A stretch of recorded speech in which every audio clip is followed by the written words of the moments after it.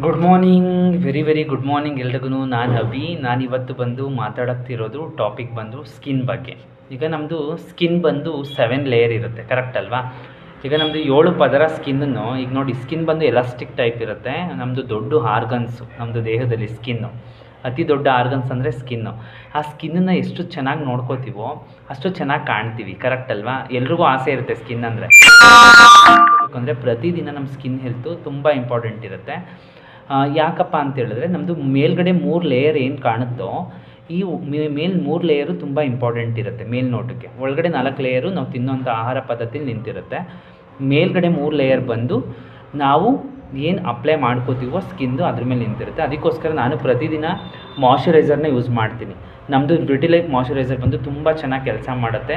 Skin softness ಕೊಡುತ್ತೆ, glowiness ಕೊಡುತ್ತೆ. ತುಂಬ ಒಂಥರ ಖುಷಿ ಅನಿಸುತ್ತೆ, ಲೈಫಲ್ಲಿ ಫೀಲ್ ಅನಿಸುತ್ತೆ. ಬೆಳಗ್ಗೆ ಸಂಜೆವರೆಗೂ ಸ್ಕಿನ್